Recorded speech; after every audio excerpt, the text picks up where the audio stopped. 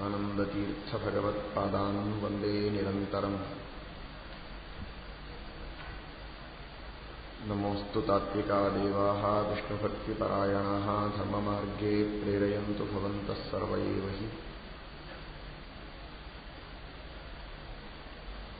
नौमि न्यायसुधादिकृज्जयमुनीन् श्रीपादराट्सन्मणीन् व्यासार्यान् विविधागमाब्जविहरान् श्रीवादिराजानपि वन्दे हंसपरान् रघुत्तमगुरून् वैदग्ध्यवारां निधीन् श्रीसत्यव्रतराघवेन्द्रमुनिपान् सद्बोधसध्यानपान् सत्याभिज्ञकराब्जोत्थान् पञ्चाशद्वर्षपूजकान् सत्यप्रमोदतीर्थार्यान् नौमि न्यायसुधारतान्।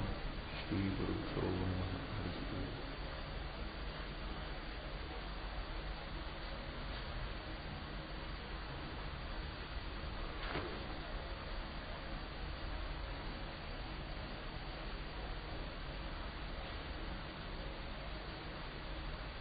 ಶ್ರೀಮದಾನಂದತೀರ್ಥ ಭಗವತ್ಪಾದಾಚಾರ್ಯರ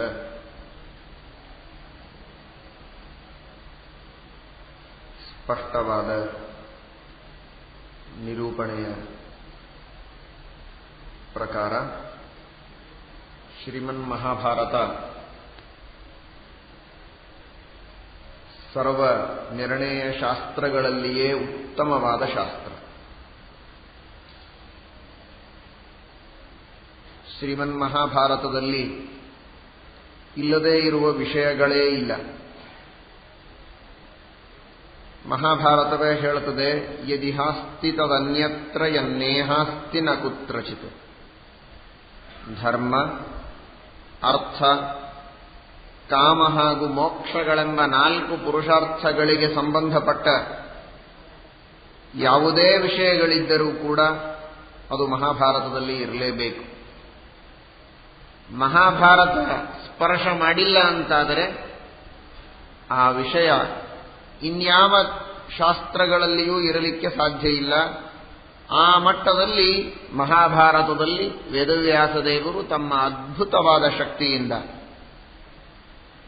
ಆ ವಿಷಯಗಳನ್ನು ತುಂಬಿದ್ದಾರೆ. ನಿಜವಾಗಿಯೂ ಇದು ಅದ್ಭುತವಾದ ಶಕ್ತಿಯೇ. ಅಚಿಂತ್ಯವಾದ ಅದ್ಭುತವಾದ ಶಕ್ತಿ ಸಂಪನ್ನನಾದ ಭಗವಂತನಿಗೆ ಮಾತ್ರ ಇದು ಸಾಧ್ಯವಾದದ್ದು. ಧರ್ಮಾರ್ಥ ಕಾಮ ಮೋಕ್ಷಗಳಿಗೆ ಸಂಬಂಧಪಟ್ಟಂತೆ ಬೇಕಾದಷ್ಟು ಗ್ರಂಥಗಳಿವೆ. ವೇದಗಳೇ ಅನಂತವಾದದ್ದಿವೆ. ರಾಮಾಯಣ ಇದೆ, ಪಂಚರಾತ್ರ ಇದೆ, ಇನ್ನಿತರ ಸ್ಮೃತಿಗಳಿವೆ, ಧರ್ಮಶಾಸ್ತ್ರಗಳಿವೆ, ಬೇಕಾದಷ್ಟು ಗ್ರಂಥಗಳಿವೆ. ಆದರೆ ಆ ಎಲ್ಲ ಗ್ರಂಥಗಳಲ್ಲಿ ಹೇಳಿದಂತಹ ವಿಷಯಗಳನ್ನೂ ತುಂಬಿಕೊಂಡು ಅಲ್ಲಿ ಹೇಳದೇ ಇದ್ದ ವಿಷಯಗಳನ್ನೂ ಹೇಳತಕ್ಕಂತಹ ಏಕಮೇವ ಅದ್ವಿತೀಯ ಗ್ರಂಥ ಅಂತಂದ್ರೆ ಅದು ಶ್ರೀಮನ್ ಮಹಾಭಾರತವಾಗಬೇಕಾದರೆ ಇದು ಬೇರೆಯವರಿಗೆ ರಚನೆ ಮಾಡಲು ಸಾಧ್ಯವಾದ ಗ್ರಂಥ ಅಲ್ಲ. ಇದು ಶ್ರೀಮದಾಚಾರ್ಯರೇ ಇದನ್ನ ಮಹಾಭಾರತದ ಮಾತಿನಲ್ಲಿ ಹಾಗೂ ವಿಷ್ಣು ಪುರಾಣದ ಮಾತಿನಲ್ಲಿ ಇದನ್ನ ಉದ್ಧಾರ ಮಾಡಿ ಶ್ರೀಮದಾಚಾರ್ಯರು ತಿಳಿಸ್ತಾರೆ. ಕೋಹ್ಯನ್ಯ ಪುಂಡರೀಕಾಕ್ಷಾನ್ ಮಹಾಭಾರತ ಕೃದ್ಭವೇ. ಮಹಾಭಾರತದ ರಚನೆಯನ್ನ ಮಾಡಬೇಕು ಅಂದ್ರೆ ಸಾಕ್ಷಾತ್ ನಾರಾಯಣನೇ ಮಾಡಬೇಕು ಹೊರತು, ಪರಮಾತ್ಮನೇ ಮಾಡಬೇಕು ಹೊರತು ಬೇರೆಯವರಿಗೆ ಸಾಧ್ಯವಾದ ಕೃತಿ ಅಲ್ಲ. ಇಂತಹ ವಿಶೇಷವಾದಂತಹ ಒಂದು ಸ್ತುತಿ ಇನ್ಯಾವ ಗ್ರಂಥಕ್ಕೂ ವೇದವ್ಯಾಸದೇವರು ಮಾಡಿಲ್ಲ. ತಾವೇ ಬೇಕಾದಷ್ಟು ಪುರಾಣಗಳನ್ನು ರಚನೆ ಮಾಡಿರಬಹುದು, ಆದರೆ ಆ ಪುರಾಣಗಳ ಬಗ್ಗೆ ಈ ಮಾತುಗಳನ್ನು ಹೇಳದೆ ಮಹಾಭಾರತದ ಬಗ್ಗೆ ಈ ಮಾತನ್ನು ಹೇಳ್ತಾರೆ. ಕೋಹ್ಯನ್ಯ ಪುಂಡರೀಕಾಕ್ಷಾನ್ ಮಹಾಭಾರತ ಕೃದ್ಭವೇ. ಮಹಾಭಾರತದ ರಚನೆ ಮಾಡತಕ್ಕಂತಹ ವ್ಯಕ್ತಿ ನಾರಾಯಣನಲ್ಲದೆ ಇನ್ಯಾರೂ ಆಗಲು ಸಾಧ್ಯ ಇಲ್ಲ. ನಿರ್ದೋಷನಾದ ವ್ಯಕ್ತಿಯಲ್ಲದೆ ಇನ್ಯಾರೂ ಮಾಡಲಾರದು. ಆ ಪುಂಡರೀಕಾಕ್ಷ ಎಂಬ ಶಬ್ದದಲ್ಲಿ ಈ ಅಭಿಪ್ರಾಯವನ್ನು ಸೂಚನೆ ಮಾಡ್ತಾ ಇದ್ದಾರೆ. ಬೇರೆ ಹೆಸರಿನಿಂದ ದೇವರನ್ನು ಕರೆಯಬಹುದಾಗಿತ್ತು. ಪುಂಡರೀಕ ಅಂದ್ರೆ ಕಮಲ. ಕಮಲದಂತೆ ಕಣ್ಣಿದ್ದ ಭಗವಂತ. ಕಮಲದಂತೆ ಕಣ್ಣಿರುವ ಭಗವಂತ ಅವನಿಗೆ ಪುಂಡರೀಕಾಕ್ಷ ಅಂತ ಕರೀತಾರೆ. ಪುಂಡರೀಕಾಕ್ಷನನ್ನ ಬಿಟ್ಟರೆ ಮಹಾಭಾರತದ ರಚನೆಯನ್ನ ಮಾಡುವ ಸಾಮರ್ಥ್ಯ ಇನ್ಯಾರಿಗೆ ಇದೆ ಅಂತ. ಇನ್ಯಾವುದೋ ಹೆಸರು ಹೇಳಬಹುದಾಗಿತ್ತಲ್ಲ, ಜನಾರ್ದನ, ನಾರಾಯಣ, ಕೃಷ್ಣ, ರಾಮ, ಬೇರೆ ಹೆಸರನ್ನ ಬಿಟ್ಟು ಪುಂಡರೀಕಾಕ್ಷ ಎಂಬ ಶಬ್ದವನ್ನ ಇಲ್ಲಿ ಬಳಸುವುದರ ಉದ್ದೇಶ ಛಾಂದೋಗ್ಯೋಪನಿಷತ್ತಿನಲ್ಲಿ ಭಗವಂತನನ್ನ ಪುಂಡರೀಕಾಕ್ಷ ಎಂಬುದಾಗಿ ಹೇಳುವ ಸಂದರ್ಭ ಯಾವಾಗ ಅಂದರೆ, ಎಲ್ಲ ಪಾಪಗಳಿಂದ ದೋಷಗಳಿಂದ ದೂರನಾದ ವ್ಯಕ್ತಿ ಭಗವಂತ ಎಂಬ ತತ್ವವನ್ನು ತಿಳಿಸುವ ಸಂದರ್ಭದಲ್ಲಿ ಆ ಭಗವಂತನಿಗೆ ಈ ಪುಂಡರೀಕಾಕ್ಷತ್ವವನ್ನು ಹೇಳಿದ್ದಾರೆ. ತಸ್ಯ ಯಥಾ ಕಪ್ಯಾಸಂ ಪುಂಡರೀಕಂ ಎಂಬುದಾಗಿ ಕಮಲದಂತೆ ಭಗವಂತನ ಕಣ್ಣುಗಳಿವೆ. ಆ ಪರಮಾತ್ಮ ಕಮಲ ಹೇಗೆ ಯಾವ ತರಹದ ನೀರಿನ ಸಂಪರ್ಕವೂ ಇಲ್ಲದೆ, ನೀರಿನ ಮಧ್ಯದಲ್ಲಿದ್ದರೂ ನೀರಿನ ಸಂಪರ್ಕ ಇಲ್ಲದೆ ಶುದ್ಧವಾಗಿ ಇರುತ್ತೋ, ಅದರಂತೆ ಭಗವಂತ ಜಗತ್ತಿನ ಮಧ್ಯದಲ್ಲಿದ್ದರೂ ಕೂಡ, ನಮ್ಮೆಲ್ಲರ ಅಂತರ್ಯಾಮಿಯಾಗಿ ಹೃದಯದೊಳಗಿದ್ದರೂ ಕೂಡ ಯಾವ ದೋಷಗಳ ಲೇಪವೂ ಭಗವಂತನಿಗಿಲ್ಲ. ತಸ್ಯ ಉದಿತಿಹ ವೈ ನಾಮ ಸರ್ವೇಭ್ಯ ಪಾಪ್ಮಭ್ಯ ಉದಿತ. ಎಲ್ಲ ದೋಷಗಳಿಂದ ದೂರನಾಗಿದ್ದಾನೆ ಅನ್ನೋದಕ್ಕಾಗಿ ಪರಮಾತ್ಮನಿಗೆ ಉತ ಅಂತ ಕರೀತಾರೆ. ಅವನು ಪುಂಡರೀಕಾಕ್ಷನಾಗಿದ್ದಾನೆ ಎಂಬುದಾಗಿ ಛಾಂದೋಗ್ಯೋಪನಿಷತ್ತು ಹೇಳುತ್ತೆ. ಅದಕ್ಕಾಗಿಯೇ ದೋಷ ದೂರನಾದ, ಪಾಪಗಳ ಸಂಬಂಧ ಇಲ್ಲದ ಪುಂಡರೀಕಾಕ್ಷನನ್ನ ನಾವು ಸ್ಮರಣೆ ಮಾಡಿದರೆ ನಮ್ಮ ಪಾಪಗಳು, ನಮ್ಮ ದೋಷಗಳು ದೂರವಾಗತ್ತೆ ಎನ್ನುವುದಕ್ಕಾಗಿ ಎಲ್ಲ ಕರ್ಮಗಳ ಪ್ರಾರಂಭದಲ್ಲಿ ಯಸ್ಮರೇ ಪುಂಡರೀಕಾಕ್ಷಂ ಸಬಾಹ್ಯಾಭ್ಯಂತರ ಶುಚಿಹಿ ಅಂತ ಹೇಳ್ತಾರೆ. ಪುಂಡರೀಕಾಕ್ಷನ ಸ್ಮರಣೆ ಯಾಕೆ? ಕರ್ಮದ ಆದಿಯಲ್ಲಿ ನಾನಾ ತರಹದ ಹೊಲಸನ್ನ, ದೋಷಗಳನ್ನ, ಪಾಪಗಳನ್ನ ಮನಸ್ಸಿನಲ್ಲಿ ತುಂಬಿಕೊಂಡಂತಹ ನಾವು ಕರ್ಮಗಳನ್ನ ಮಾಡಿದರೆ ಆ ಕರ್ಮದ ನಿಜವಾದ ಫಲವನ್ನ ಪಡೆಯುವ ಯೋಗ್ಯತೆ ನಮ್ಮಲ್ಲಿ ಬರೋದಿಲ್ಲ. ಅನ್ನೋದಕ್ಕಾಗಿ ನಮ್ಮ ಮನಸ್ಸು ಶುದ್ಧ ಮಾಡಿಕೊಳ್ಳಬೇಕು. ಶುದ್ಧ ಮಾಡಿಕೊಳ್ಳಬೇಕಾದರೆ ಶುದ್ಧನ ಸ್ಮರಣೆ ಮಾಡಬೇಕು. ದೇವರನ್ನ ಹೇಗೆ ನಾವು ಸ್ಮರಣೆ ಮಾಡ್ತೇವೋ ನಮ್ಮನ್ನ ಹಾಗೆ ಮಾಡ್ತಾನೆ ದೇವರು. ದೇವರು ನಿರ್ದೋಷ ಅಂತ ನಾವು ಸ್ಮರಣೆ ಮಾಡಿದರೆ ನಮ್ಮ ದೋಷಗಳನ್ನು ಭಗವಂತ ಕಳೀತಾನೆ. ಅನ್ನೋದಕ್ಕಾಗಿ ನಮ್ಮ ಹೊರಗಿನ ಒಳಗಿನ ಎಲ್ಲ ದೋಷಗಳನ್ನ ಸ್ವಚ್ಛ ಮಾಡಿಕೊಳ್ಳುವುದಕ್ಕಾಗಿ ಆ ಪುಂಡರೀಕಾಕ್ಷನ ಸ್ಮರಣೆಯನ್ನ ಮಾಡಬೇಕು ಎಂಬುದಾಗಿ ಸಂಪ್ರದಾಯದಲ್ಲಿ ತಿಳಿಸಿಕೊಟ್ಟಿದ್ದಾರೆ. ಆ ಪುಂಡರೀಕಾಕ್ಷ ಶಬ್ದವನ್ನ ಮಹಾಭಾರತ ಬಳಸುತ್ತದೆ. ಕೋಶ್ಯನ್ಯ ಪುಂಡರೀಕಾಕ್ಷ, ಯಾವ ಪಾಪಗಳೂ ಇಲ್ಲದ, ಯಾವ ದೋಷಗಳ ಸಂಪರ್ಕವೂ ಇಲ್ಲದೆ ಇರುವಂತಹ ಅತ್ಯಂತ ಶುದ್ಧನಾಗಿರತಕ್ಕಂತಹ ಪರಮಾತ್ಮ ಏನಿದ್ದಾನೆ ಅವನು ಪುಂಡರೀಕಾಕ್ಷ ಅಂತ ಛಾಂದೋಗ್ಯ ಹೇಳುತ್ತೆ. ಅಂತಹ ಭಗವಂತನನ್ನ ಬಿಟ್ಟರೆ ಇನ್ಯಾರು ಮಹಾಭಾರತ ರಚನೆ ಮಾಡ್ತಾರೆ? ಎಲ್ಲರಲ್ಲಿಯೂ ದೋಷಗಳಿವೆ, ಎಲ್ಲರಲ್ಲಿಯೂ ಮತ್ತೆ ಪಾಪಗಳಿವೆ. ಅಂತಹ ದೋಷಯುಕ್ತರಾದಂತಹ ಜನರು ಮಾಡಿರತಕ್ಕಂತಹ ಗ್ರಂಥ ಇದು ಉಪಾದೇಯವಾಗೋದಿಲ್ಲ. ಅದರಲ್ಲಿ ಪ್ರಾಮಾಣ್ಯ ಬುದ್ಧಿ ಇಲ್ಲ. ಯಾವ ದೋಷಗಳೂ ಇಲ್ಲದೆ ಇರುವ ನಾರಾಯಣನೇ ರಚನೆ ಮಾಡಿದ ಗ್ರಂಥ. ಆದ್ದರಿಂದ ಇದು ಪರಮಶ್ರೇಷ್ಠವಾದದ್ದು ಅಂತ ಮಹಾಭಾರತದಲ್ಲಿಯೂ ವಿಷ್ಣು ಪುರಾಣದಲ್ಲಿಯೂ ಇನ್ನನೇಕ ಗ್ರಂಥಗಳಲ್ಲಿಯೂ ಕೂಡ ಇದೇ ತರಹದ ಶ್ಲೋಕಗಳನ್ನ ಉದಾಹರಣೆ ಮಾಡಿ ನಮಗೆ ತಿಳಿಸಿಕೊಡ್ತಾರೆ.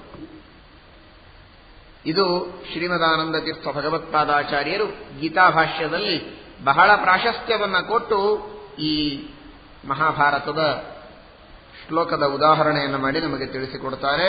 ಇಂತಹ ಶ್ರೀಮನ್ ಮಹಾಭಾರತ ಇದು ನಡೆದು ಹೋದಂತಹ ಕಥೆಯ ಬಗ್ಗೆ ನಿರೂಪಣೆ ಮಾಡಲು ಹೊರಟದ್ದಲ್ಲ. ಕೇವಲ ಆಚಂದ್ರಾರ್ಕವಾಗಿ ಇನ್ನು ಮುಂದೆ ಬರುವ ಅನಂತ ಕಾಲದಲ್ಲಿಯೂ ಕೂಡ ಯಾವುದೇ ಒಬ್ಬ ಜೀವ, ಅವನು ಯಾವುದೇ ಅಧಿಕಾರದವನಾಗಿರಬಹುದು, ಒಬ್ಬ ಸಾಮಾನ್ಯ ತೃಣಜೀವನಾಗಿರಬಹುದು, ಮನುಷ್ಯನಾಗಿರಬಹುದು, ಋಷಿಯಾಗಿರಬಹುದು, ದೇವತೆಯಾಗಿರಬಹುದು, ದೇವತೋತ್ತಮನಾಗಿರಬಹುದು, ಅಂಥವರಿಗೂ ಕೂಡ ತಮ್ಮ ಕರ್ತವ್ಯ ಏನು, ತಾವು ತಪ್ಪು ಮಾಡುವುದು ಯಾವಾಗ, ಅದನ್ನು ತಿದ್ದಿಕೊಳ್ಳುವ ಬಗೆ ಹೇಗೆ, ಮಾಡಿದ ತಪ್ಪಿಗೆ ಅನರ್ಥವೇನಾಗತ್ತೆ, ಹಿರಿಯರು ಯಾವ ರೀತಿಯಾಗಿ ಮಾಡಿ ನಮಗೆ ಮಾರ್ಗದರ್ಶನ ಮಾಡಿ ತೋರಿಸಿದ್ದಾರೆ ಅನ್ನುವುದನ್ನು ತಿಳಿಸುವುದಕ್ಕಾಗಿ ಇರುವಂತಹ ಗ್ರಂಥ ಶ್ರೀಮನ್ ಮಹಾಭಾರತ. ಗೀತಾಭಾಷ್ಯದಲ್ಲಿ ಶ್ರೀಮದಾಚಾರ್ಯರಂತಾರೆ, ಕೇವಲ ಈಶ್ವರ ಜ್ಞಾನ ದೃಷ್ಟಾರ್ಥಯುಕ್ತಾಂ ಮಹಾಭಾರತ ಸಂಹಿತಾಂ. ವೇದಗಳಲ್ಲಿಯೂ ಹೇಳದೇ ಇರುವ ವಿಷಯಗಳನ್ನು ಮಹಾಭಾರತ ಹೇಳಿದೆ ಅಂತ ಆಚಾರ್ಯರಂತಾರೆ. ಟೀಕಾಕೃತ್ಪಾದರು ಪ್ರಶ್ನೆ ಮಾಡಿಕೊಳ್ತಾರೆ, ವೇದ ಓದೋದೇ ಕಷ್ಟ ಆಗಿದೆ, ಅನಂತ ವೇದಗಳ ಅಧ್ಯಯನವನ್ನು ಮಾಡುವುದೇ ಸಾಧ್ಯ ಇಲ್ಲ ಅನ್ನೋದಕ್ಕಾಗೇನೆ ಶಾಖಾ ವಿಭಾಗಾದಿಗಳನ್ನು ಮಾಡಿಕೊಟ್ಟದ್ದು. ಇಂತಹ ಅಲ್ಪಜ್ಞರಾದ ಅಜ್ಞಾನಿಗಳಾದಂತಹ ಜನರಿಗೆ ಇನ್ನು ವೇದದೊಳಗೂ ಹೇಳದೇ ಇದ್ದ ವಿಷಯಗಳನ್ನು ತುಂಬಿಟ್ಟು ಮಹಾಭಾರತದ ರಚನೆ ಮಾಡುವುದರ ಅಗತ್ಯ ಏನು ಅಂತ. ಅದಕ್ಕೆ ಟೀಕಾಕೃತ್ಪಾದರ ಉತ್ತರ, ಇದು ಕೇವಲ ಮಾನವರಿಗಾಗಿ ರಚನೆ ಮಾಡಿದ್ದಲ್ಲವೇ ಅಲ್ಲ, ಮಾನವರಿಗೆ ತಮ್ಮ ತಿಳುವಳಿಕೆಗೆ ಯೋಗ್ಯವಾದ ಅರ್ಥಗಳನ್ನು ತಿಳಿದುಕೊಂಡರೆ ಸಾಕು.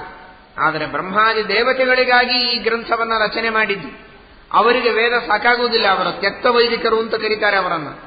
ವೇದದೊಳಗೆ ಹೇಳಿದ್ದನ್ನ ಎಲ್ಲವನ್ನೂ ಅನುಭವಾರೂಢ ಮಾಡಿಕೊಂಡು ವೇದದೊಳಗೆ ಹೇಳಿದ್ದು ಮಾತ್ರ ಓದಿದರೆ ತಿಳಿದುಕೊಂಡರೆ ಸಾಕಾಗದೆ ಇನ್ನೂ ಹೆಚ್ಚು ತಿಳಿದುಕೊಳ್ಳಬೇಕು ಅಂತ ಅಪೇಕ್ಷೆ ಇರುವಂತಹ ಬ್ರಹ್ಮದೇವರಿಗೆ ಮಹಾಭಾರತ ಹೇಳುತ್ತದೆ.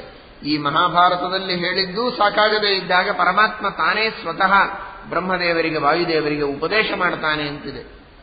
ಅಂತಹ ಮಹಾ ಅಧಿಕಾರಿಗಳಿದ್ದಾರೆ, ಅವರಿಗಾಗಿ ರಚನೆ ಮಾಡಿದಂತಹ ಗ್ರಂಥ.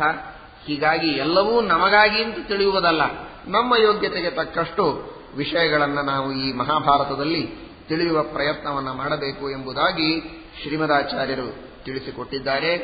ಇಂತಹ ಮಹಾಭಾರತದ ಒಂದು ದೊಡ್ಡದಾಗಿರತಕ್ಕಂತಹ ಸಂಹಿತೆ ನಮ್ಮೆಲ್ಲ ವಿಷ್ಣು ಭಕ್ತರಿಗೆ ವೈಷ್ಣವರಿಗೆ ಸಿಕ್ಕಂತಹ ಬಹಳ ದೊಡ್ಡದಾಗಿರತಕ್ಕಂತಹ ಇದೊಂದು ನಿಧಿ. ಇಷ್ಟು ವಿಸ್ತೃತವಾದ ಇಂತಹ ಅದ್ಭುತವಾದಂತಹ ಜಗತ್ತಿನ ಎಲ್ಲಾ ವಿಷಯಗಳನ್ನೂ ಒಳಗೊಂಡಂತಹ ಅದ್ವಿತೀಯ ಗ್ರಂಥ ಇನ್ಯಾರಿಗೂ ಸಿಕ್ಕಿಲ್ಲ. ಇದು ನಮ್ಮೆಲ್ಲ ವೈಷ್ಣವರಿಗೆ ಪರಮಾನಂದದ ವಿಷಯ. ಇನ್ಯಾವ ಧರ್ಮದವರಿಗೂ ಇಷ್ಟು ವಿಸ್ತೃತವಾಗಿರತಕ್ಕಂತಹ ಎಲ್ಲ ವಿಷಯಗಳನ್ನು ತಲಸ್ಪರ್ಶಿಯಾಗಿ ವಿಚಾರ ಮಾಡಿ ನಿರ್ಣಯ ಮಾಡತಕ್ಕಂತಹ ಮಾರ್ಗದರ್ಶನವನ್ನು ಮಾಡುವ ಗ್ರಂಥ ಸಾಕ್ಷಾತ್ ದೇವರೇ ಬರೆದದ್ದು ನಮಗೆ ಮಾತ್ರ ಉಪಲಬ್ಧವಾದಂಥದ್ದು. ನಮ್ಮ ಯೋಗ್ಯತೆ ಅಲ್ಪ, ನಮಗೆ ಸಿಕ್ಕದ್ದು ಸ್ವಲ್ಪ, ನಮಗೆ ತಿಳಿಯೋದು ಸ್ವಲ್ಪ, ಆ ವಿಷಯ ಬೇರೆ. ಆದರೆ ಈ ಗ್ರಂಥ ಮಾತ್ರ ಅದ್ಭುತವಾದದ್ದು, ಭಗವಂತ ನಮಗೆ ದೊರಕಿಸಿದ್ದಾನೆ ಅನ್ನೋದನ್ನ ನಾವು ತಿಳಿದು ಆ ಮಹಾಭಾರತದ ಮಾತುಗಳನ್ನು ಅರ್ಥ ಮಾಡಿಕೊಳ್ಳುವ ಯತ್ನ ಮಾಡಬೇಕು. ಶ್ರೀಮನ್ ಮಹಾಭಾರತದ ಅನುಶಾಸನ ಪರ್ವದಲ್ಲಿ ಬರುವಂತಹ ಒಂದು ಭಾಗ, ಭೀಷ್ಮಾಚಾರ್ಯರು ಯುಧಿಷ್ಠಿರನಿಗೆ ಮಾಡತಕ್ಕಂತಹ ಉಪದೇಶದ ಸಂದರ್ಭ. ಜಗತ್ತಿನ ಪ್ರತಿಯೊಬ್ಬ ವ್ಯಕ್ತಿಗೂ ಬರುವಂತಹ ಪ್ರಶ್ನೆಗಳಿಗೆ, ಸಮಸ್ಯೆಗಳಿಗೆ ಉತ್ತರವನ್ನ ನೀಡುವಂತಹ ಒಂದು ಭಾಗ. ಅದರ ಬಗ್ಗೆ ತಿಳಿಯುವ ಪ್ರಯತ್ನ ಮಾಡೋಣ. ಎಲ್ಲರಿಗೂ ಬರುವ ಪ್ರಶ್ನೆಯನ್ನ ಎಲ್ಲರ ತಾಯಿಯಾದಂತಹ ಉಮಾದೇವಿ ರುದ್ರದೇವರಿಗೆ ಪ್ರಶ್ನೆ ಮಾಡುತ್ತಾಳೆ. ರುದ್ರದೇವರು ಅದಕ್ಕೆ ಉಮಾದೇವಿಗೆ ಸಮಾಧಾನವನ್ನು ನೀಡುವುದರ ಮುಖಾಂತರ ಸಮಸ್ತ ಭಕ್ತರಿಗೆ ತತ್ವೋಪದೇಶವನ್ನ ಮಾಡುತ್ತಾರೆ. ಅಂತಹ ಒಂದು ಸಂದರ್ಭ. ಎಲ್ಲರಿಗೆ ಬರುವಂತಹ ಪ್ರಶ್ನೆ ಒಂದು, ವೈಷಮ್ಯಕ್ಕೆ ಕಾರಣ ಏನು ಅಂತ. ಜಗತ್ತಿನಲ್ಲಿ ಎಲ್ಲ ಕಡೆಗೆ ವೈಷಮ್ಯ ಕಾಣಿಸ್ತದೆ, ಏಕರೂಪತೆ ಇಲ್ಲ. ಯಾಕೆ ಹೀಗಾಗತ್ತೆ? ನಾನಾ ತರಹದ ವರ್ಣಾಶ್ರಮಗಳ ವಿಭಾಗ ಇದೆ, ನಾನಾ ತರಹದ ಕರ್ಮಗಳಿವೆ. ಆದರೂ ಕೂಡ ಜನರಲ್ಲಿ ವೈಷಮ್ಯ ತೋರುತ್ತದೆ. ಯಾಕೆ? ಇದು ಪ್ರತಿಯೊಬ್ಬರ ಮನಸ್ಸಿನಲ್ಲಿ ಬರುವಂತಹ ಪ್ರಶ್ನೆ.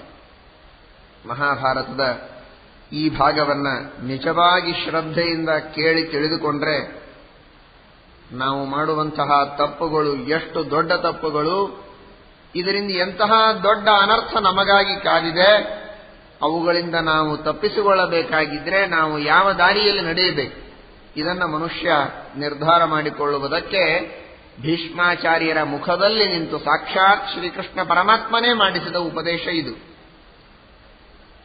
ಯುಧಿಷ್ಠಿರನಿಗೆ ಭೀಷ್ಮಾಚಾರ್ಯರು ಉಪದೇಶ ಮಾಡಿದ್ದು ನಿಮಿತ್ತ ಮಾತ್ರ. ಕೃಷ್ಣನೇ ಹೇಳ್ತಾನೆ, ನನ್ನ ಮೇಲೆ ವಿಶ್ವಾಸ ಇಲ್ಲ ಯುಧಿಷ್ಠಿರನಿಗೆ, ನೀವು ಉಪದೇಶ ಮಾಡಿರಿ, ನಿಮ್ಮಲ್ಲಿ ನಿಂತು ನಾನೇ ತತ್ವಗಳನ್ನು ಹೇಳುತ್ತೇನೆ ಅಂತ ಕೃಷ್ಣ ಪರಮಾತ್ಮ ಹೇಳಿ ನುಡಿಸಿದ ಮಾತುಗಳು. ಅಂತಹ ಕೃಷ್ಣ ಪರಮಾತ್ಮನ ಮುಖದಿಂದ ಬರತಕ್ಕಂತಹ ಆ ಸಂದೇಶಗಳನ್ನು ನಾವು ತಿಳಿದರೆ ನಿಜವಾಗಿಯೂ ನಮ್ಮ ಜೀವನದಲ್ಲಿ ಪರಿವರ್ತನೆಯಾಗಬೇಕು. ಪರಿವರ್ತನೆ ಮಾಡಿಕೊಳ್ಳುವುದಕ್ಕಾಗಿ ಇದನ್ನು ಕೇಳಬೇಕು. ಪ್ರವಚನಕ್ಕಾಗಿ, ಪುರಾಣಕ್ಕಾಗಿ, ಸತ್ಕಾಲಕ್ಷೇಪ ಮಾಡೋಣ ಅನ್ನೋದಕ್ಕಾಗಿ ಮಾತ್ರ ಶ್ರವಣ ಮಾಡದೆ, ಇದರಿಂದ ಆ ಉಮಾದೇವಿಯರು, ರುದ್ರದೇವರು, ಮನೋಭಿಮಾನಿಗಳಾದಂಥವರು ಹಾಗೂ ಶ್ರೀಕೃಷ್ಣ ಪರಮಾತ್ಮ ಇವರೆಲ್ಲ ನಮ್ಮಲ್ಲಿ ನಿಂತು ಪ್ರೇರಣೆ ಮಾಡಿ ಆ ತತ್ವಗಳನ್ನು ನಮ್ಮ ಶಕ್ತಿಯನುಸಾರ ನಮ್ಮ ಜೀವನದಲ್ಲಿ ಅಳವಡಿಸಿಕೊಳ್ಳೋದಕ್ಕೆ ಪ್ರೇರಣೆಯನ್ನು ನೀಡಲಿ ಎಂಬಂತಹ ಭಾವನೆಯಿಂದ ಈ ಶ್ರವಣವನ್ನು ನಾವು ಮಾಡಿದಾಗ ಅದು ನಿಜವಾಗಿ ಸಾರ್ಥಕವಾಗುತ್ತೆ. ರುದ್ರದೇವರು ಒಂದು ಮಹತ್ವದ ಮಾತನ್ನ ತಿಳಿಸ್ತಾರೆ.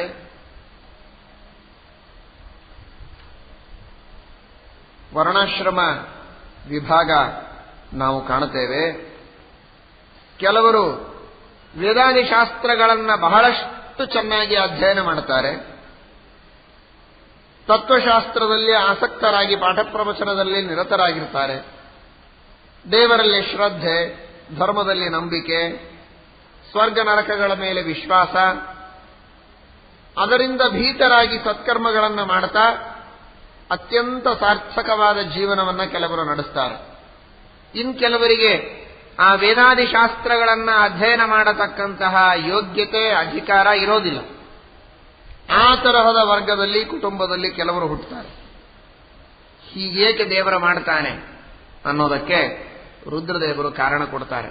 ಎಲ್ಲ ಬ್ರಾಹ್ಮಣರು ಬಹಳ ಜಾಗರೂಕರಾಗಿ ಎರಡೂ ಕಿವಿಗಳನ್ನು ಚೆನ್ನಾಗಿ ನಿಗರಿಸಿ ಕೇಳಬೇಕಾದಂತಹ ತತ್ವ. ರುದ್ರದೇವರಂತಾರೆ, ಯಾಕೆ ವೇದಾದಿ ಶಾಸ್ತ್ರಗಳನ್ನು ಓದದೇ ಇದ್ದ ಸಂದರ್ಭ ಕೆಲವರಿಗೆ ಬರುತ್ತದೆ ಅಂದರೆ ಅದಕ್ಕೆ ರುದ್ರದೇವರು ಕಾರಣವನ್ನು ಕೊಡ್ತಾರೆ.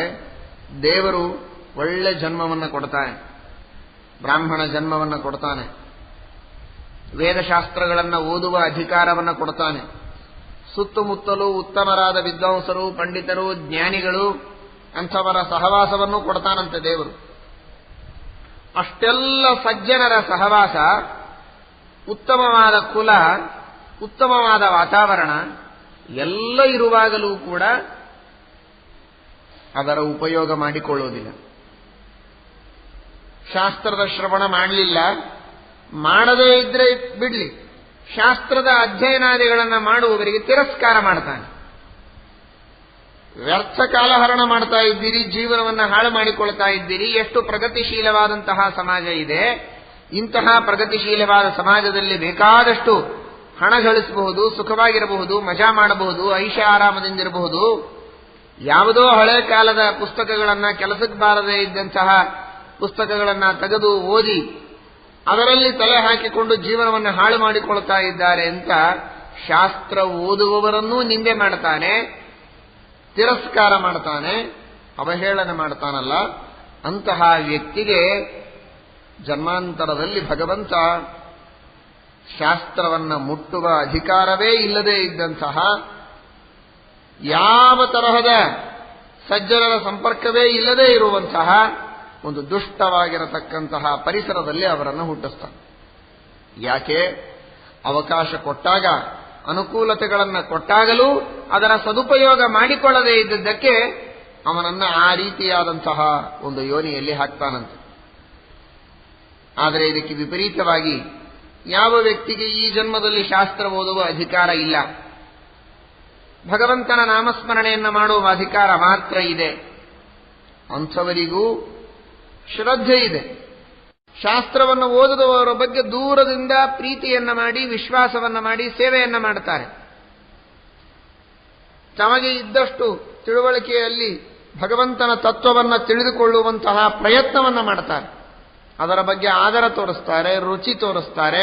ಯಾವಾಗಲೂ ದಾನ, ಧರ್ಮ ಇವುಗಳಲ್ಲಿ ಆಸಕ್ತರಾಗಿ ಯಾರು ಸತ್ಕಾಲವನ್ನ ಕ್ಷೇಪ ಮಾಡುತ್ತಾರೆ, ಭಗವಂತನಲ್ಲಿ ಹಾಗೂ ಜ್ಞಾನಿಗಳಲ್ಲಿ ಶ್ರದ್ಧೆಯನ್ನು ಮಾಡುತ್ತಾರೆ, ಅಂಥವರಿಗೆ ಜನ್ಮಾಂತರದಲ್ಲಿ ಉತ್ತಮವಾದಂತಹ ವರ್ಗದಲ್ಲಿ ಹುಟ್ಟಿಸಿ ಶಾಸ್ತ್ರವನ್ನ ಓದುವಂತಹ ಸೌಭಾಗ್ಯವನ್ನು ಕೊಟ್ಟು ದೇವರು ಉದ್ಧಾರ ಮಾಡ್ತಾನೆ.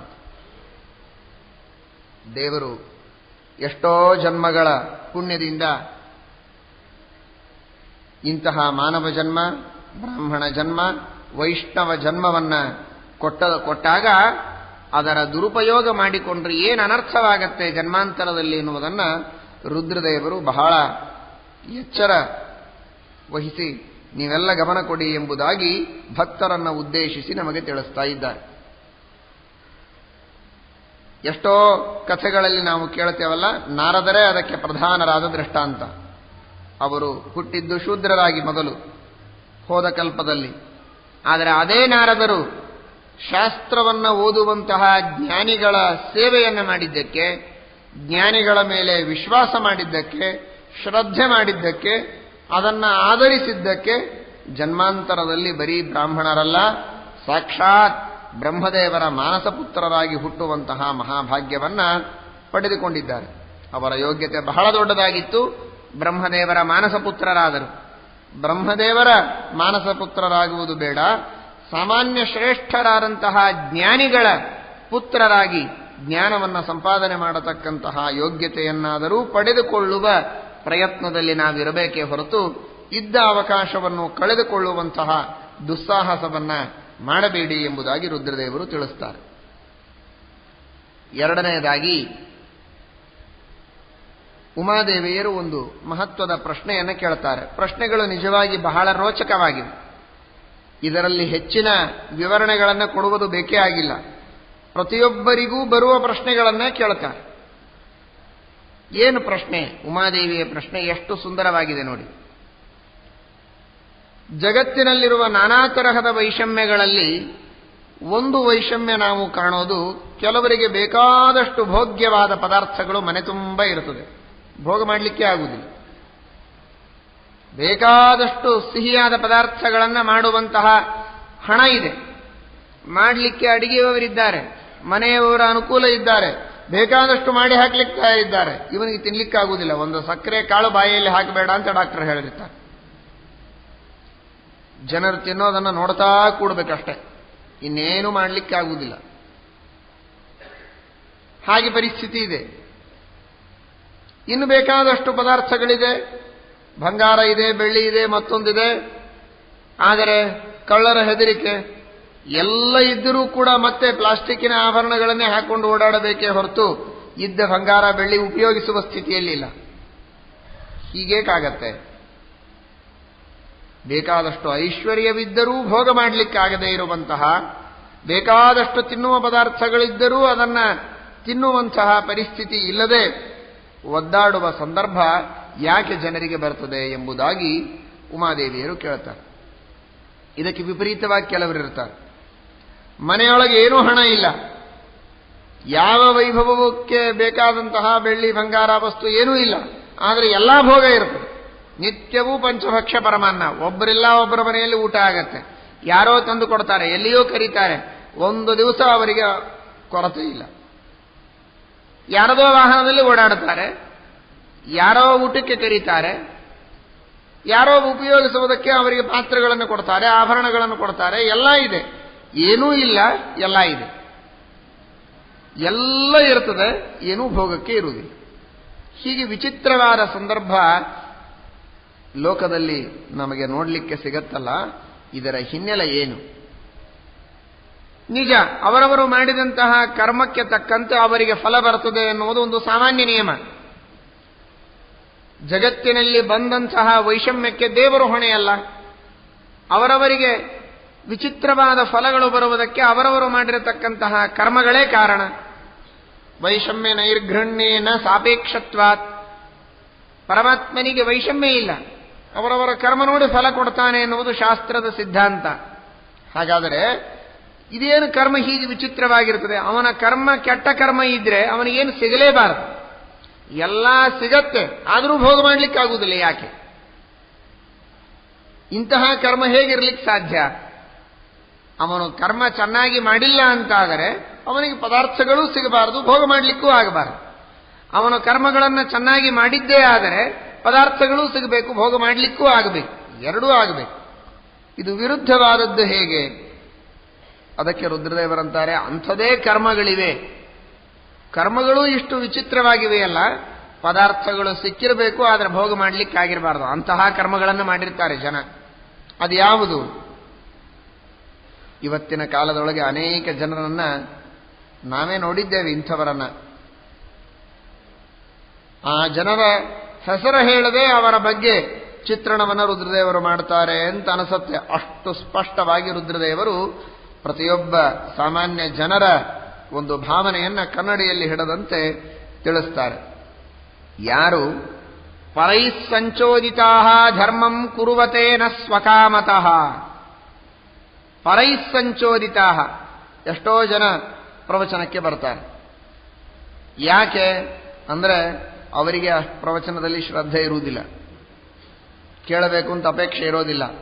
ಹೆಂಡತಿಗೆ ಕೇಳಬೇಕು ಅಂತ ಅಪೇಕ್ಷೆ ಇರುತ್ತದೆ, ಅವಳ ಒತ್ತಾಯಕ್ಕಾಗಿ ಅನಿವಾರ್ಯವಾಗಿ ಬರ್ತಾರೆ.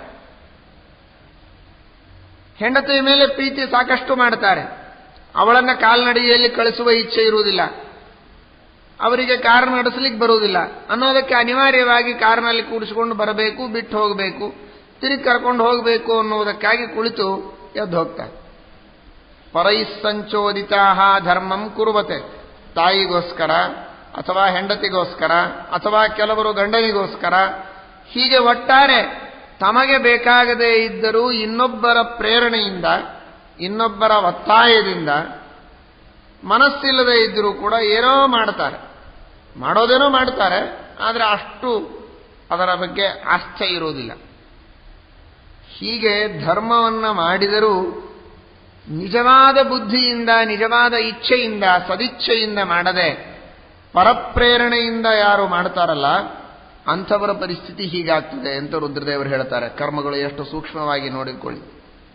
ರುದ್ರದೇವರಂತಾರೆ, ಯಾರು ಪರಪ್ರೇರಣೆಯಿಂದ ಮಾತ್ರ ಕರ್ಮವನ್ನ ಮಾಡ್ತಾರೆ, ಸ್ವಇಚ್ಛೆಯಿಂದ ಮಾಡೋದಿಲ್ಲ, ಅಂಥವರಿಗೆ ಪದಾರ್ಥಗಳು ಸಿಗತ್ತೆ, ಆದರೆ ಭೋಗ ಮಾಡಲಿಕ್ಕಾಗುವುದಿಲ್ಲ.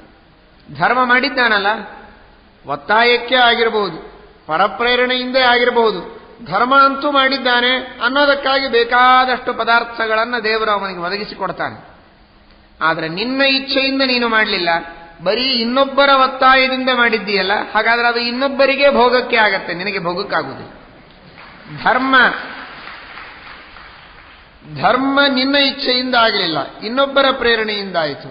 ಭೋಗವೂ ನಿನಗಲ್ಲ, ಭೋಗವೂ ಇನ್ನೊಬ್ಬರಿಗೆ. ನೀನು ಅದನ್ನು ನೋಡಿ ದುಃಖ ಪಡ್ತಾ ಕೂಡಬೇಕಷ್ಟೆ. ಈ ರೀತಿಯಾಗಿ ಭಗವಂತ ಜನ್ಮಾಂತರದಲ್ಲಿ ಆ ಕರ್ಮಕ್ಕೆ ತಕ್ಕಂತೆ ಫಲವನ್ನು ಕೊಡ್ತಾನೆ ಎಂಬುದಾಗಿ ರುದ್ರದೇವರು ನಮಗೆ ತಿಳಿಸ್ತಾರೆ. ರುದ್ರದೇವರು ಮನೋಭಿಮಾನಿಗಳು. ನಾವು ಮನದ ಆಳದಲ್ಲಿ ಯಾವುದೇ ಭಾವನೆಯನ್ನ ಇಟ್ಟುಕೊಂಡಿದ್ದರೂ ಕೂಡ ಇನ್ಯಾರೆದುರಿಗಾದರೂ ಮುಚ್ಚಬಹುದು, ರುದ್ರದೇವರೆದುರಿಗೆ ಅದನ್ನು ಮುಚ್ಚಿಡೋ ಹಾಗಿಲ್ಲ. ಅವರೇ ನಮ್ಮ ಮನಸ್ಸಿಗೆ ಪ್ರೇರಕರಲ್ಲ. ಹೀಗಾಗಿ ನಮ್ಮ ಮನಸ್ಸಿನಲ್ಲಿರುವ ವಿಚಿತ್ರವಾದಂತಹ ಭಾವನೆಗಳು ಮೇಲ್ನೋಟಕ್ಕೆ ಇರೋದೇ ಬೇರೆ, ಒಳಗಿರೋದೇ ಬೇರೆ. ಆರ್ಜವ ಇರಬೇಕು ಅಂತ ಹೇಳ್ತಾರೆ. ಅದಕ್ಕಾಗೇನೆ ಮನಸ್ಸು, ಮಾತು, ಕ್ರಿಯೆ ಮೂರರಲ್ಲಿಯೂ ಏಕರೂಪತೆ ಇರಬೇಕು. ಮನದ ಆಳದಲ್ಲಿ ಯಾವುದೋ ಒಂದು ದುರ್ಭಾವನೆ ಇದ್ರೆ ಅದನ್ನ ದೇವರು ಎಂದಿಗೂ ಸಹನೆ ಮಾಡುವುದಿಲ್ಲ, ಅದಕ್ಕೆ ತಕ್ಕಂತೆ ಫಲವನ್ನ ಕೊಡ್ತಾನೆ ಎಂಬುದಾಗಿ ರುದ್ರದೇವರು ತಿಳಿಸ್ತಾರೆ. ಆದ್ದರಿಂದ ಮನುಷ್ಯ ಧರ್ಮವನ್ನು ಮಾಡುತ್ತಾ ಇರುವಾಗ ಅದರ ಬಗ್ಗೆ ಸರಿಯಾದ ತಿಳುವಳಿಕೆಯನ್ನ ದೊಡ್ಡವರಿಂದ ಪಡೆದುಕೊಂಡು ಶ್ರದ್ಧೆಯಿಂದ, ಅತ್ಯಂತ ಆಸಕ್ತಿಯಿಂದ ಮಾಡಿದರೆ ಮಾಡಿದ್ದಕ್ಕೆ ನಿಜವಾದ ಲಾಭವನ್ನು ಪಡೆದುಕೊಳ್ಳುತ್ತಾನೆ ಅನ್ನೋದನ್ನ ಅರ್ಥ ಮಾಡಿಕೊಳ್ಳಬೇಕು. ಇದಕ್ಕೆ ವಿಪರೀತವಾಗಿ ಏನಿಲ್ಲದೆ ಎಲ್ಲ ಭೋಗ ಮಾಡುವಂತಹ ಸೌಭಾಗ್ಯ ಕೆಲವರಿಗೆ ಬರುತ್ತಲ್ಲ, ಅದಕ್ಕೆ ಕಾರಣ ಏನು ಅಂದ್ರೆ, ಅದಕ್ಕೆ ರುದ್ರದೇವರು ಬಹಳ ಸುಂದರವಾದ ಕಾರಣವನ್ನು ಕೊಡ್ತಾರೆ. ಕೆಲವರಿಗೆ ಮನೆಯಲ್ಲಿ ದಾನ ಧರ್ಮ ಮಾಡೋದಕ್ಕೆ ಹಣ ಇರೋದಿಲ್ಲ, ಬಡವರಿರ್ತಾರೆ. ಆದರೆ ಹಣ ಇಲ್ಲ ಅಂತಂದ ಮಾತ್ರಕ್ಕೆ ದಾನ ಧರ್ಮ ಮಾಡದೆ ಸುಮ್ಮನೆ ಕೂಡುವುದಿಲ್ಲ, ದೈಹಿಕವಾದ ಸೇವೆಯನ್ನು ಮಾಡ್ತಾರೆ. ಅದಕ್ಕಂತೂ ಹಣ ಬೇಕಾಗಿಲ್ಲಲ್ಲ. ತಮಗೆ ದೃಢವಾದ ದೇಹವನ್ನು ದೇವರು ಕೊಟ್ಟಿರ್ತಾನೆ, ಹೋಗಿ ಬೇರೆಯವರಿಗೆ ಏನ್ ಬೇಕೋ ಅದನ್ನು ಸೇವೆ ಮಾಡ್ತಾರೆ, ಸಹಾಯ ಮಾಡ್ತಾರೆ. ನಿಮ್ಮ ಮನೆಯಲ್ಲಿ ಏನೋ ಒಂದು ಕೆಲಸ ಇದೆ, ಧರ್ಮ ಕಾರ್ಯ ಇದೆ, ಒಳ್ಳೆ ಹೋಮ ಹವನ ಅಥವಾ ಜ್ಞಾನ ಸತ್ರ, ಇನ್ಯಾವುದೋ ಒಂದು ಶ್ರೇಷ್ಠವಾದ ಸತ್ಕಾರ್ಯ ಇದೆ ಅಂತಾದರೆ ಕೊಡ್ಲಿಕ್ಕೇನು ಹಣ ಇಲ್ಲ, ನಾನು ಬಂದು ದುಡಿತೇನೆ, ಸೇವೆ ಮಾಡ್ತೇನೆ, ನನ್ನ ಸೇವೆಯನ್ನು ತೆಗೆದುಕೊಳ್ಳಿ ಅಂತ ಪ್ರಾಮಾಣಿಕವಾಗಿ ಶ್ರಮದಾನ ಮಾಡ್ತಾರೆ, ದೈಹಿಕವಾದ ಸೇವೆಯನ್ನು ಮಾಡ್ತಾರೆ. ಅಥವಾ ರುದ್ರದೇವರು ಇನ್ನೂ ಮಹತ್ವದ ಮಾತನ್ನು ಹೇಳ್ತಾರೆ, ಇಷ್ಟು ಬೇಕಾಗಿಲ್ಲ, ಮನಸ್ಸಿನಲ್ಲಿ ನಿತ್ಯಂ ಏ ಧಾತು ಮನಸಃ ನರಾ ವಿತ್ತೇಶ್ವಸತ್ಸ್ವಪಿ, ನಾನು ದಾನ ಮಾಡಬೇಕು ಅಂತ ನಿತ್ಯದಲ್ಲಿ ಮನಸ ಸಂಕಲ್ಪ ಮಾಡ್ತಾರೆ. ದೇವರು ನನಗೂ ಸಂಪತ್ತು ಕೊಟ್ಟಿದ್ರೆ ಬೇಕಾದಷ್ಟು ದಾನ ಮಾಡಬಹುದಾಗಿತ್ತು, ಬೇಕಾದಷ್ಟು ಧರ್ಮವನ್ನು ಮಾಡಬಹುದಾಗಿತ್ತು, ಆ ಭಾಗ್ಯವನ್ನು ದೇವರು ಕೊಡಲಿ, ದಾನವನ್ನು ಮಾಡಿಸಲಿ ಅಂತ ಮಾನಸಿಕವಾಗಿ ಸದಿಚ್ಛೆಯನ್ನ ಮಾತ್ರ ಮಾಡ್ತಾರೆ. ಎಷ್ಟು ಪೂರ್ಣ ವಿಪರೀತವಾಗಿದೆ ನೋಡಿ. ಮಾಡೋದೆಲ್ಲ ಮಾಡ್ತಾನೆ, ಸದಿಚ್ಛೆ ಇಲ್ಲ. ಆದರೆ ಇವನಿಗೆ ವಿಪರೀತ, ಏನೂ ಮಾಡಲಿಕ್ಕೆ ಆಗ್ತಾ ಇಲ್ಲ, ಯಾಕೆ ಹಣನೇ ಇಲ್ಲ, ಆದರೆ ಸದಿಚ್ಛೆ ಇದೆ. ಅದಕ್ಕೆ ಪೂರ್ಣ ರಿವರ್ಸ್ ಆಗಿ ಇಚ್ಛೆ ಇಲ್ಲ, ಎಲ್ಲವೂ ಮಾಡ್ತಾನೆ. ಇವನಿಗೆ ಇಚ್ಛೆ ಇದೆ, ಆದರೆ ಹಣ ಇಲ್ಲದೆ ಇದ್ದದಕ್ಕೆ ಏನೂ ಮಾಡಲಿಕ್ಕೆ ಆಗ್ತಾ ಇಲ್ಲ. ಆದರೆ ದೇವರು ಆ ಇಚ್ಛೆಗೆ ಮಹತ್ವ ಕೊಡ್ತಾನೆ. ನೇಹಾಭಿಕ್ರಮನಾಶೋಸ್ತಿ ಪ್ರತ್ಯವಾಯೋ ನ ವಿದ್ಯತೆ ಎಂಬ ಶ್ಲೋಕಕ್ಕೆ ವ್ಯಾಖ್ಯಾನ ಮಾಡುವಾಗ ಗೀತಾ ತಾತ್ಪರ್ಯದಲ್ಲಿ ಆಚಾರ್ಯರು ಹೇಳ್ತಾರೆ, ಪ್ರಾರಂಭ ಮಾತ್ರಂ ಇಚ್ಛಾವ ವಿಷ್ಣು ಧರ್ಮೇನ ನಿಷ್ಫಲ. ವೈಷ್ಣವ ಧರ್ಮದಲ್ಲಿರುವಂತಹ ಒಂದು ದೊಡ್ಡದಾಗಿರತಕ್ಕಂತಹ ಸೌಭಾಗ್ಯ ಅಂದರೆ ಇಚ್ಛಾವ. ಸದಿಚ್ಛಾ ಮಾಡೋ ಮಾತ್ರದಿಂದಲೂ ದೇವರು ಫಲ ಕೊಡ್ತಾನಂತೆ. ಅದಕ್ಕೆ ಈ ಮಹಾಭಾರತದ ರುದ್ರದೇವರ ವಚನವೇ ಒಂದು ವ್ಯಾಖ್ಯಾನ ಭಗವದ್ಗೀತೆಗೆ. ಧಾತು ಮನಸಃ, ಕೊಡಬೇಕು ಅಂತ ಅಪೇಕ್ಷೆ ಪಡ್ತಾರೆ, ಕೊಡ್ಲಿಕ್ಕೆ ಹಣ ಇರುವುದಿಲ್ಲ.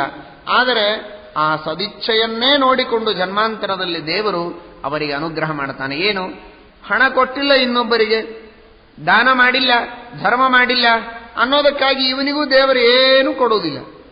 ಆದರೆ ಒಳ್ಳೆ ಮನಸ್ಸಂತೂ ಮಾಡಿದ್ದ, ದೈಹಿಕವಾದ ಸೇವೆಯನ್ನು ಮಾಡಿದ್ದ, ಸದಿಚ್ಛೆಯನ್ನ ಮಾಡಿದ್ದ ಅನ್ನೋದಕ್ಕಾಗಿ ಭೋಗ ಮಾಡಲಿಕ್ಕೆ ಕೊಡ್ತಾನೆ. ಇನ್ನೊಬ್ಬರು ಮಾಡುವಂತಹ ಸತ್ಕಾರ್ಯದಲ್ಲಿ ಸೇವೆಯನ್ನ ಮಾತ್ರ ಮಾಡಿದ್ದ, ಒಳ್ಳೆಯ ಇಚ್ಛೆಯನ್ನ ಮಾತ್ರ ಮಾಡಿದ್ದ. ಹೀಗಾಗಿ ಇನ್ನೊಬ್ಬರ ಹಣದಲ್ಲೇನೆ ಇನ್ನೊಬ್ಬರ ಪದಾರ್ಥಗಳನ್ನೇ ಭೋಗ ಮಾಡುವಂತಹ ಒಂದು ಯೋಗವನ್ನು ದೇವರು ಕೊಡ್ತಾನೆ. ಹಾಗಾದರೆ ಮುಖ್ಯವಾಗಿ ನಾವು ತಿಳಿಯಬೇಕಾದದ್ದು, ಸದಿಚ್ಛೆಯಿಂದ ದಾನ ಧರ್ಮಾದಿಗಳನ್ನ, ಸತ್ಕಾರ್ಯಗಳನ್ನ, ಪಾಠ ಪ್ರವಚನಾದಿಗಳನ್ನ ಮಾಡುವುದು ಉತ್ತಮವಾದ ಪಕ್ಷ. ತನಗೆ ಸಂಪತ್ತಿನ ಅನುಕೂಲತೆ ಇಲ್ಲ ಅಂತಾದರೆ, ಅಥವಾ ಜ್ಞಾನ ಇಲ್ಲ, ಜ್ಞಾನದಾನ ಮಾಡಬೇಕು ಅಂದರೆ ಜ್ಞಾನ ಇಲ್ಲ ಅಂತಾದರೆ ಸದಿಚ್ಛೆಯನ್ನಾದರೂ ಮಾಡಬೇಕು, ದೈಹಿಕವಾದ ಸೇವೆಯನ್ನಾದರೂ ಮಾಡಬೇಕು. ಪರೋಪಕಾರವನ್ನು ಯಾವ ರೀತಿಯಲ್ಲಿ ತನಗೆ ಮಾಡುವ ಯೋಗ್ಯತೆ ಇದೆ ಅಷ್ಟನ್ನಾದರೂ ಮಾಡಿದರೆ ಜನ್ಮಾಂತರದಲ್ಲಿ ದೇವರು ನಮಗೆ ಬೇಕಾದಷ್ಟು ಭೋಗವನ್ನ, ಸುಖವನ್ನ ಕೊಡ್ತಾನೆ.